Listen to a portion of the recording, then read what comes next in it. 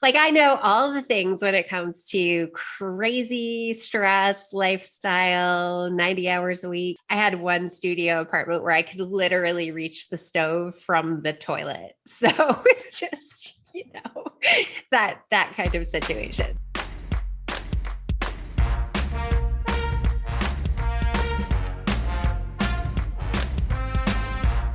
Hello, and welcome to What Excites Us, the show that discusses sex and sexuality throughout time and place, including the here and now. My name is Gwen Isaacs. I am a certified sex coach and educator, and today I am talking with Melissa Grove Azzaro, RDN LD, and the CEO and founder of the Hormone Dietitian. She is an integrative dietitian who helps busy women with hormone imbalances, PCOS, and fertility issues to regain regular, symptom-free periods and get pregnant naturally. Starting with where you are, she uses a functional medicine approach to identify the root causes of your symptoms and then helps you develop a personalized nutrition, supplement, and lifestyle plan to balance your hormones and optimize your fertility. Melissa works virtually with clients in the U.S. in one-on-one and in group programs. She is the creator of the PCOS Root Cause Roadmap and the Period Problems Root Cause Roadmap. She is the author of A Balanced Approach to PCOS and is the host of the podcast Hormonally Yours with the Hormone Dietitian. In this episode, we talk about a whole bunch of things, including why there aren't more health studies of or even with women, what is PCOS and how it affects you, polyps, fibroids, and so much more. Before we get into it, though, I'm going to play a reminder for you about me being a coach, unless, of course, you're a Patreon member and listening to the ad-free version. And while I am exhausted and I am not in a place to re-record it today, I also have some phone and video spots opening up in the near future. But to have access to that, we need to work together via text or email first. So if you're interested in having video or phone sessions with me in the future, sign up for the text-based things now.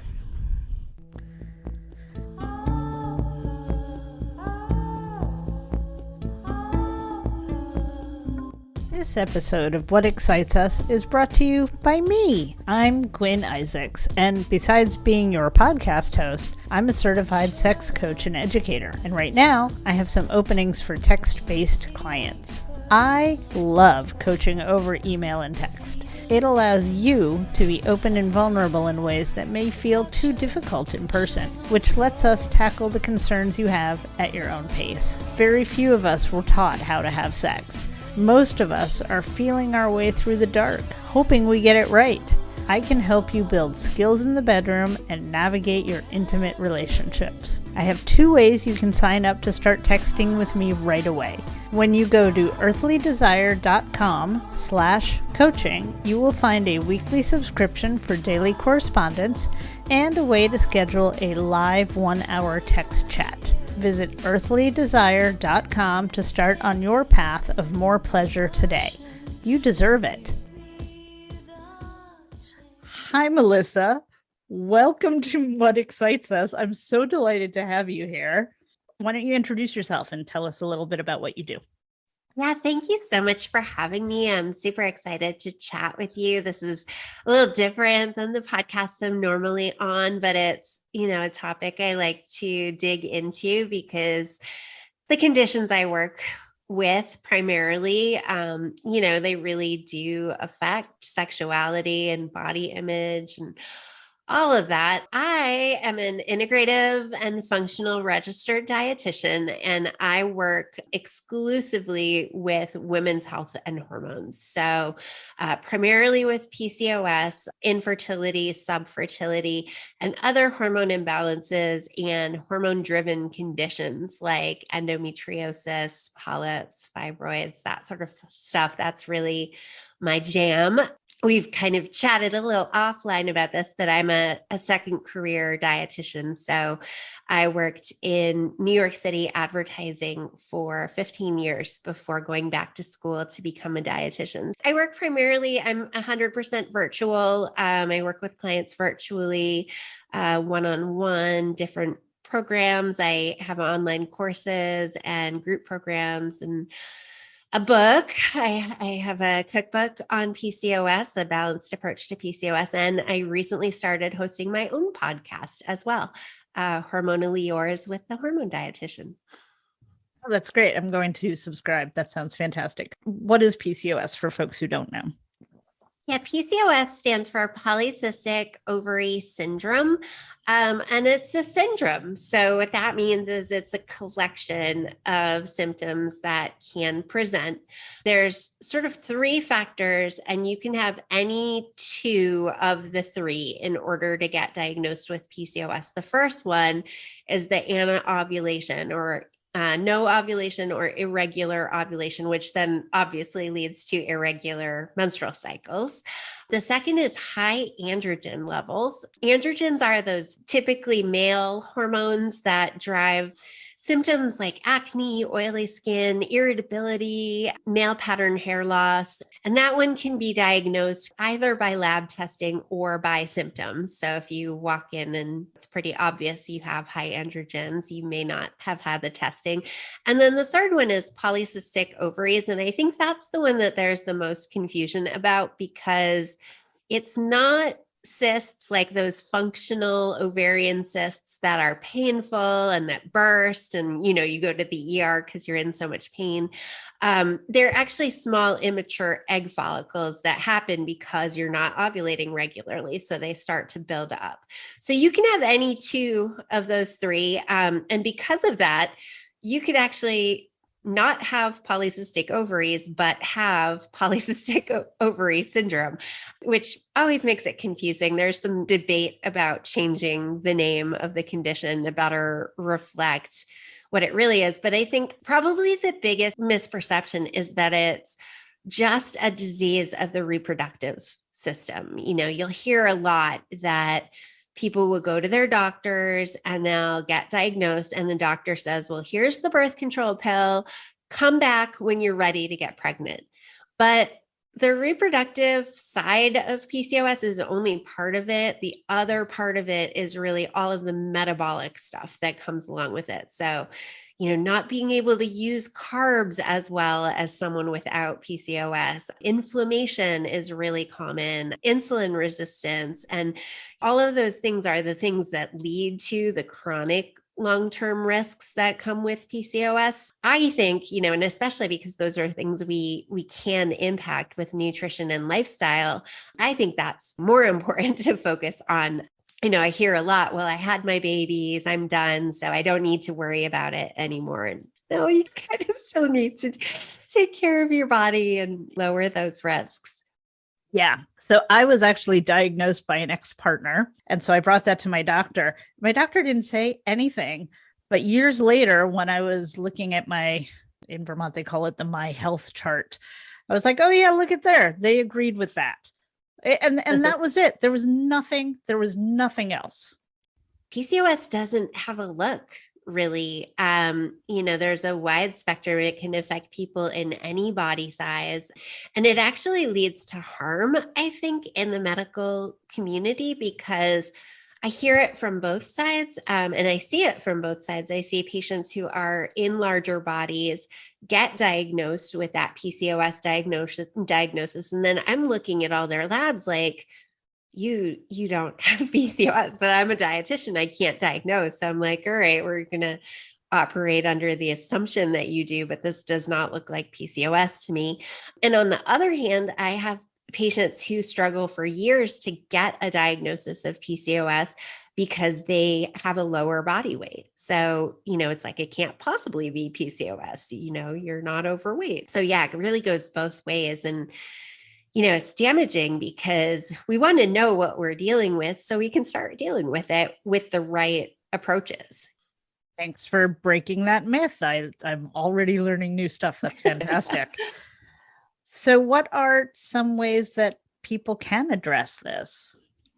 Yeah. So, as a functional practitioner, I really try to approach things from the root causes. So, what's driving your symptoms, as opposed to sort of the conventional medical approach where you have acne, here, take this topical cream, here, take this antibiotic that's going to clear up the acne.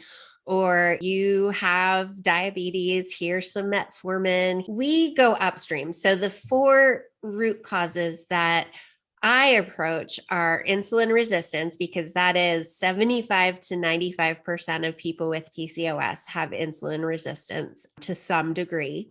And obviously, that's the one that leads to prediabetes and diabetes down the road. Inflammation, which is common in the PCOS population.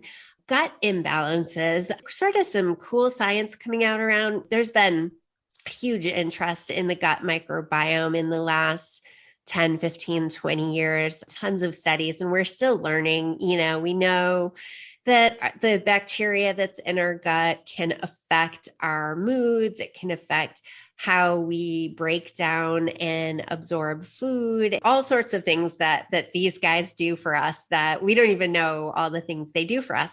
But one of the things that's come up in research is that people with PCOS have a different gut microbiome. So they have different bacteria and different types of bacteria than people without the condition. And there's actually a study where they take the gut bacteria from women with PCOS and implant it into mice, and the mice developed PCOS just from that. And the fourth one is really the hormone imbalances. So, the high androgens being really common in PCOS and one of the diagnostic criteria. But there's other hormone imbalances as well, like adrenal imbalances, having high cortisol, having high DHEA can really make those symptoms worse. And then we think about some lifestyle factors as well, like making sure you're getting enough sleep, getting the sweet spot when it comes to exercise, getting enough movement, but not over exercising, because that is stressful for your body. Managing stress really is important. And then some environmental factors like endocrine disruptors or hormone disruptors that are found in day-to-day objects we use, like our kitchen, storage, plastic in the kitchen, or health and beauty products, or all of those artificial fragrances we're breathing in. All of those can make a hormone-driven condition worse. Wow. Yeah, it's Wow. complicated. It's not just like, here, follow this diet and you'll feel better. Oh, how I wish it were. Having all four of the things that you mentioned. Okay, great. So, all right. It's okay. You break it down step by step. I really approach it with a stepwise approach with my patients, because it is overwhelming when you hear it all like that. We start with balancing blood sugar, because that is crucial. Once we've mastered that, then we layer on anti-inflammatory diet and lifestyle. Once we've mastered that, then we do some gut tweaking based on what's going on for you. And then finally, that's when we address those hormone imbalances. I think a lot of people want to jump to the sexy part. They want to jump to the hormone balance stuff, because you could go buy a hormone balancing supplement. Wouldn't it be great if that fixed your problems? But those foundations are actually what matter more. So we break it down step by step. I always talk about the fact that PCOS is a lifelong condition. And so any changes that we make have to be sustainable. Like, it has to be something you can see yourself sticking with for the lifetime. And there's no such thing as perfect. We're all human. There's room for treats. It's all about what you're doing the majority of the time and consistently that makes more of a difference. You sort of alluded to some diets you've tried in the past, but we tend to go very gung-ho on a diet and just be all in. And then 3 months later, it's like, I never want to do that again. That's exactly, yes. Yeah, we start with where you are and then make tweaks based on that to improve it. I'm a big fan of what can we add to your diet to make it more PCOS friendly? What habits are you already doing well in your lifestyle that we can add to and build on, that sort of thing. Realistic. I'm all about balanced, realistic. What should people be looking for if they are thinking that this might be something that they are struggling with? You got to find a doctor who's willing to work with you and willing to do the tests to find out if you do have PCOS in the first place, and then looking into some of those tests that can help us identify maybe which of those root causes are problems for you. So someone who comes to see me, I'm doing thorough insulin testing. I'm looking at blood sugar and insulin in detail. I'm running some systemic inflammation markers to see if there is systemic inflammation.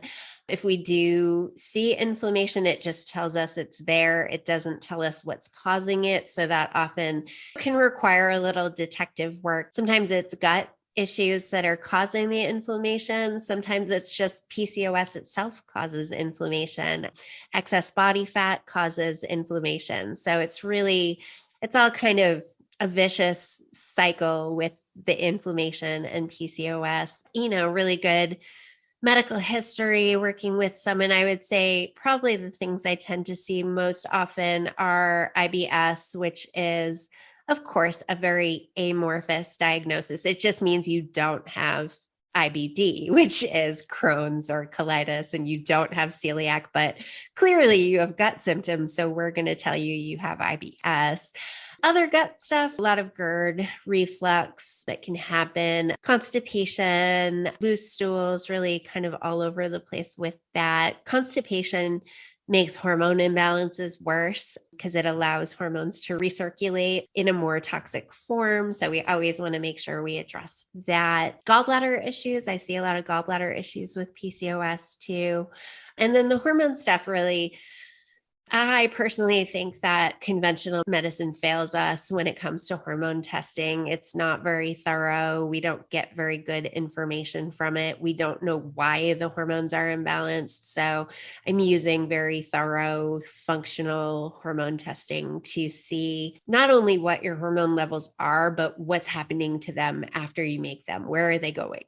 I'm doing like 24-hour cortisol testing too, and seeing what your pattern looks like. A lot of people want to jump to the specifics and know, well, what type of exercise should I do and what time of day should I exercise? I'm like, I need to see what your cortisol looks like before I can even begin to suggest that to you. But yeah, when it comes to the sexy fun stuff, I feel like one of the most unfair things about PCOS, it's like bad enough that you have this condition that affects your reproductive health and your metabolic health, but a lot of the symptoms of PCOS are cosmetic, acne, hair loss, facial hair, excess body hair, that dark ring that you talked about, that acanthosis nigricans that can happen from insulin resistance, weight, tend to put weight on in the middle area of your body, which is like, well, that's not great. I've had a lot of clients tell me they feel like less of a woman when they have PCOS. And, there's the relationship aspect of it too, where if you're planning on building a life with someone, you kind of have to have that conversation kind of early in the relationship. Like, hey, I don't know how easy it is for me to have kids or not. It definitely requires a supportive partner who loves you for you and doesn't care if you have children or not, or recognizes that it might be difficult to do so. So yeah, it really can impact things when it comes to relationship and sexual health, and depending on what the hormone levels are too, may impact libido, sex drive. Classically, androgens spike right before ovulation, which helps put you in the mood right when you're at your most fertile time. It really kind of goes either way with PCOS. Some people do feel like they have higher sex drive, all month long. Others, if they have more adrenal involvement or something like that, they may have lower sex drive. Also fatigue is big with PCOS. So you just don't have energy sometimes.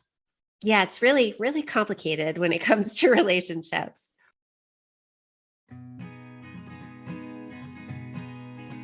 Hey folks, do you know that What Excites Us has a Patreon account? Well, we do. Are you familiar with Patreon yet? It's a great way to directly support the people who enhance your life.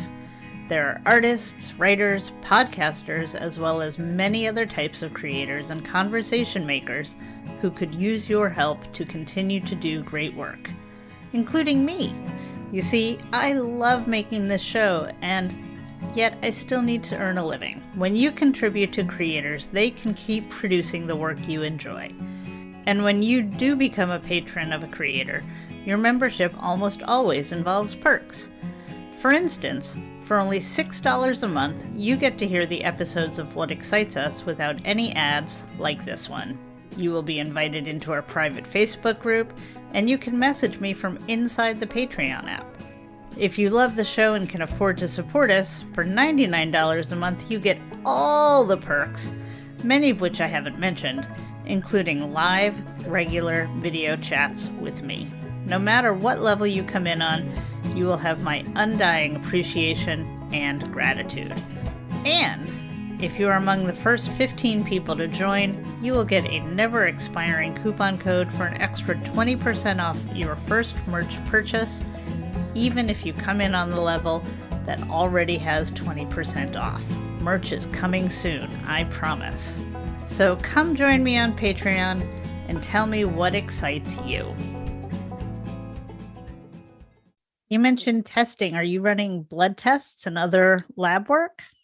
Yeah, for the hormone tests that I use urine hormone tests. It's just easier to do because we're looking at 4 different points during the day. What else am I using? I'll do stool testing for gut issues if I suspect something, really not good going on in there. There's a lot we can do to address gut health just through diet and lifestyle. But if my sort of go-to tips like chew your food well and slow down and don't eat when you're stressed, if that doesn't really seem to make a difference in gut symptoms, then I might suspect, you have an imbalance in something going on. And one of the most common reasons why our gut microbiome can get thrown off is if you've ever taken antibiotics at all, which most of us have. I mean, I know so many people who had chronic sinus or ear or throat infections as a kid. And it's like, well, antibiotics are a wonder when it comes to keeping us alive through childhood these days. Like, it's modern technology at its greatest, but it does really negatively impact your gut microbiome. So a lot of us can use some extra help there. It sort of gives the bad guys an opportunity to come in and take over. So when someone comes to you, what's the first thing that you do? Yeah, I go through their whole history. I want to know when they got their first period. I want to know when they got diagnosed with PCOS. I want to know what the symptoms were that drove them to be diagnosed with PCOS. I kind of see 2 categories when it comes to diagnosis. I see a lot of women who went on the pill in their teens, got married, went off the pill, decided that time to start trying for a family, went off the pill, and all the symptoms cropped up and their cycles were irregular. And that sort of leads them down the fertility diagnosis path. And that's when they're getting diagnosed. So early to mid 30s is probably the most typical I see for that category. But lately, and I really think this gives me hope, I'm seeing a lot of young women diagnosed around 14 to 16. And I think it's because moms who are my and your age are very on top of hormones and hormone imbalances. And the second that something's wrong, they're marching into the doctor's office asking for testing. And a lot of it comes from, we don't want them to have to go through everything that we went through. We want it to be easier for them. And so we're just very proactive. So I am seeing a lot of younger women diagnosed with PCOS. I think it's hopeful because it's like, oh, we can start working on this stuff. But definitely if someone went on the pill early, I want to know why, because most likely it was for acne or irregular cycles or heavy bleeding. And so all the time you were on the pill, it was just masking what was there all along. It's not like you suddenly developed PCOS in your 30s. It was there all along. My son is a trans man. How does PCOS affect folks who are taking testosterone? Yeah, it's a big question mark. There's not really any studies on it. I would assume it would make the androgen symptoms worse. Let's say if you already had high androgens and now you're taking exogenous androgens on top of that. But some of those things that are perceived as negatives, I would say, in female presenting people, like facial hair, bigger muscles, are more desired in trans people. Those are the reasons why you're taking the exogenous androgens in the first place. So I think it is a big question mark in terms of the risks, though, because of the increased heart disease risk and the increased diabetes risk. High androgens make us make more insulin. So if insulin resistance is already a problem, adding androgens to that might make it worse. I would say that would take a practitioner who's very well schooled in the effects of hormone therapy and monitoring for those risks along the way. Oh, good. Another reason to worry about my kid. I know that's not like reason enough to worry about your kid, but you're one of those mamas, so you'll stay on top of it and make sure that all those cardiovascular markers are checked and all the blood sugar markers are checked to make sure things are okay. And I mean, it's one of those we don't know. We don't know yet. Yeah, I definitely am concerned. Say less. Yeah. I would be, just because, that's a risk for anyone, PCOS or not, to be taking hormones, that comes with risks, but he's his own person and I don't get to make those choices. So, and what's the other side of that? Not getting to be who you are, right? That's not an option. So sometimes, and that's why it's so difficult, because it's up to every person. That really is my approach when it comes to treating PCOS. Like, I don't treat it as a condition. It's not like, you have this, that means you have to eat like this, you have to take these supplements, you have to do this kind of exercise, because so much of your own preferences and goals have to play into that. And I think that's sort of another misperception, is this idea that evidence-based medicine is just what's been published in randomized clinical trials, but it is not. It's a combination of the best available evidence, so may or may not be those gold standard randomized controlled trials, clinical judgment, and the patient's preferences and goals. You have to start with, what do you want? And what are your goals and preferences and culture and access and all of the things that we have to take into account when working with people, because we're people, we're all different, That was actually what I was going to ask next, is what does it look like when someone is managing this, when it's under control? Yeah, the magical thing is you actually can manage your symptoms. And I hate all that marketing around reverse your PCOS or cure your PCOS, because there's no such thing. You can't reverse it. You can't get rid of it. I like to think of it like the tendency is always still there. So, you may be doing things and your PCOS is managed, but if you were to stop that, the symptoms would just come back. But what's really kind of cool is you could clinically reverse it through nutrition and lifestyle changes. So if you're managing your blood sugar, you're lowering your inflammation, you're working on your gut health, all of a sudden your cycles have gone from 90 days down to 30 days. So your cycles are regular now. Maybe your androgens are coming down into the within normal range.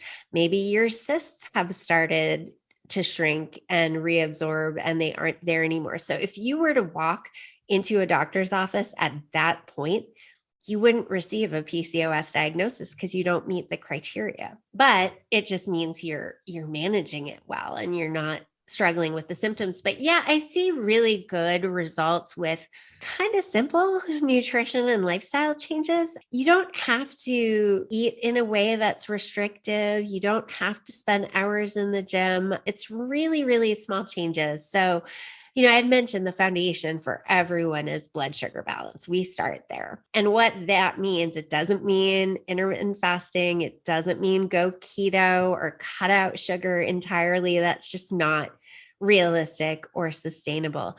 What it does mean is being mindful of your carb choices and quantities and making sure to pair your carbs with protein, fat, and fiber so that it slows their impact on your blood sugar. Huge fan of treats. I love to have my dark chocolate peanut butter cups after lunch. You have a treat, keep it with your balanced meal because it's not going to spike your blood sugar the same way as it would if you were to eat a treat on an empty stomach. So it doesn't really have to be that hard. We focus on adding the protein, so animal protein or soy, legumes, adding the fiber, fruits, veggies, legumes, nuts again, and then adding fat, healthy fats like avocados, olives, things like that to our diet, just to lessen the impact of the carbs on our bloodstream.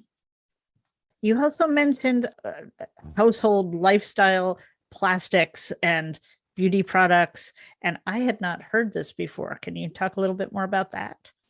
Yeah, the environmental toxins piece, we don't really know what causes PCOS. We think it's a combination of triggers. One of the potential triggers being exposure in utero to various substances. We have genes that get turned on and off depending on environment. And hormone disruptors are chemicals that are found in our environment that can either act like hormones in our body or interfere with the action of hormones in our body. We do know that BPA, which is the chemical found in plastic, has been found in higher levels in people with PCOS than people without PCOS. There are other hormones that can act like androgens in the body as well, which can obviously worsen symptoms being driven by high androgens. So it's, again, much like everything in my approach, it's about being realistic about what you can do and not trying to control everything. But there's some really easy swaps we can make, like just completely eliminating plastic from our kitchens as best as we possibly can. And what I mean by that is don't put wet or hot foods into plastic because that will leach the chemicals in the plastic. I once posted in my Instagram stories, I had a Ziploc baggie that had pretzels in it. You would not believe the outcry that I got in my DMs about how I was poisoning it. And it's like, well, they're dry, there's very little chance that I'm leaching, and I do reuse my plastic bags, but as much as you can. And I also don't freak out about stuff. I've had people really take it to the extremes and say, well, what about yogurt? You buy yogurt in those plastic containers. Is that safe or not? And it's like, well, I rarely see yogurt in glass containers, so I'd rather you eat yogurt than avoid it because of the plastic. But really, like my cardinal rule is never heat food in plastic. So if something comes in a little plastic tray, I will transfer that to a plate and microwave that instead. And then when it comes to the health and beauty stuff, I really prioritize anything that goes on the skin. So anything that can be absorbed into the skin. And it can take years to make that shift to the more natural products. Still have not I'm not going to make the shift. I'm not even like I'm going to, I just haven't done it yet. I'm not going to shift to natural hair color. Like I'm not like, I'm sorry. Yeah. So again, it's up to the person, what they're willing and able to do and what's a priority for them and what's not. I swore I would never, ever. I mean, I tried about 10 different natural mascaras and I was just like, they all suck. Like they all are terrible. Finally, I did find one. So like, yay, I found a natural mascara, but it's like your eyelashes are dead. It's not like you're absorbing through your eyelashes. So wasn't a huge priority for me for a long time. Menstrual products, I do prioritize because you are putting some of those up one of the most absorbent mucous membranes of your body. So definitely making sure I'm not putting any endocrine disruptors up there. Oh, that's a really interesting. So like the Diva cup or other cups. Cups are great. The silicone cups are totally fine. That's another thing. I think the youth are really much more open to trying these alternative period products that are much less toxic. Period panties and the cup and all of that is better than a bleached tampon or fragrance filled maxi pads that we grew up with. Yeah, those are just awful. I've never been able to wrap my head around that. Okay, you also mentioned polyps and fibroids. Let's just start with what are they? And is there a difference between them and that versus a cyst? Yeah, so polyps are on the inside lining of the uterus. So you know how every month you build up a new lining and then you shed it when you have your period. Polyps are kind of pieces of that lining that kind of jut out into the center of the uterus. Fibroids are really in the wall of the uterus. And then adenomyosis is actually deeper into the muscle of the uterus. And then endometriosis is the other kind of growth condition.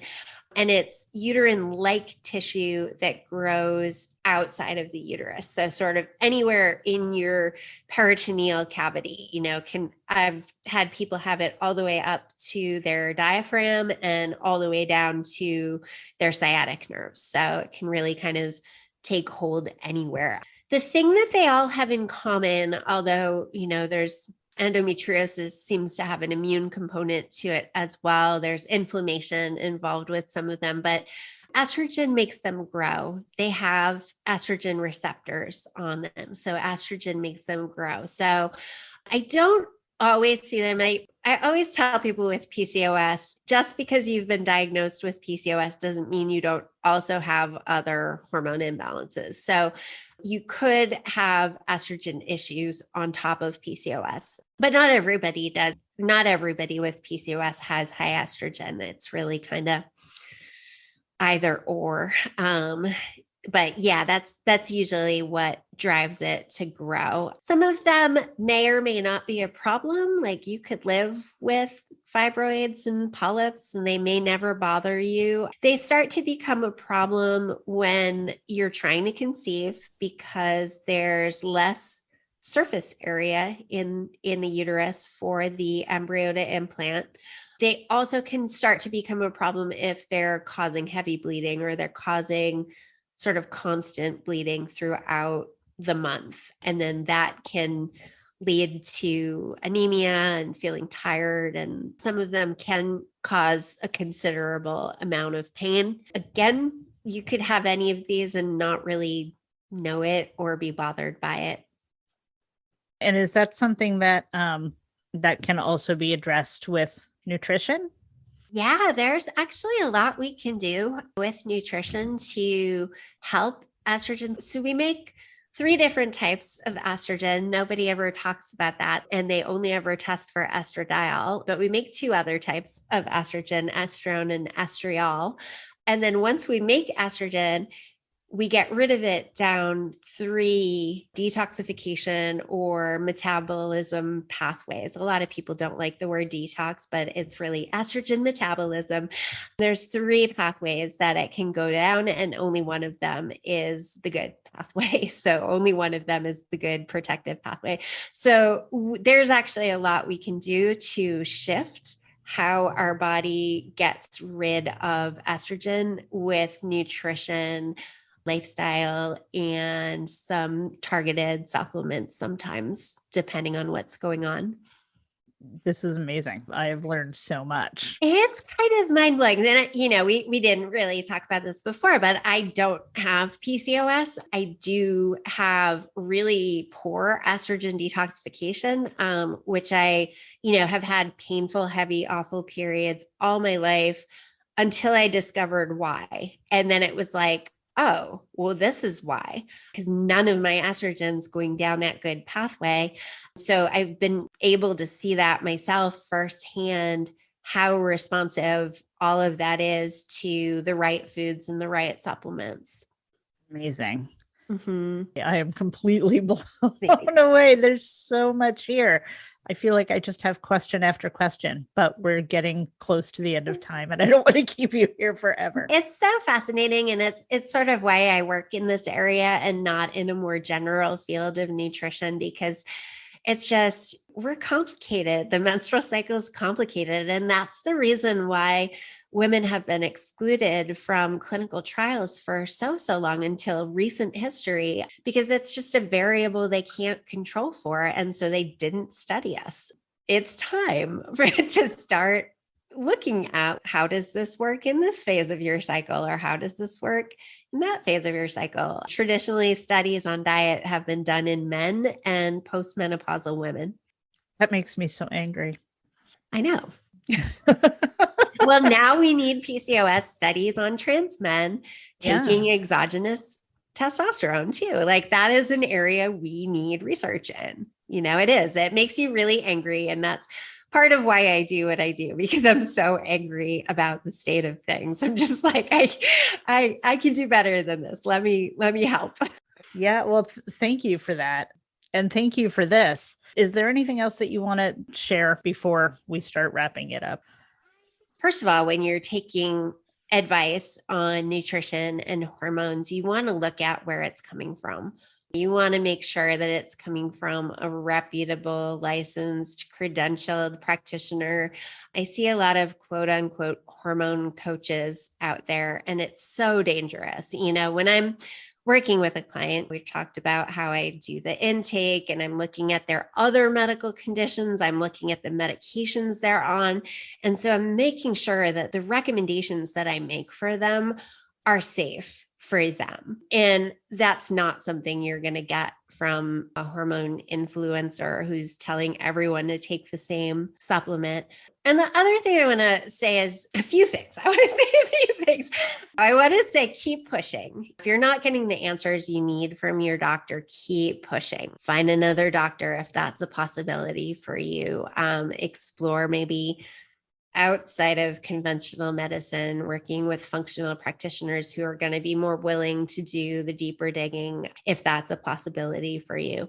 And then the last thing I want to say is really, it doesn't have to be so hard. We feel like we're accomplishing something when we're following a very strict diet, or we're implementing this exercise regimen that's really difficult and extreme, but it doesn't have to be that hard. It's really just regular balanced meals, making sure we're getting enough sleep on a regular schedule, moving our bodies enough, but not too much, and then really managing stress.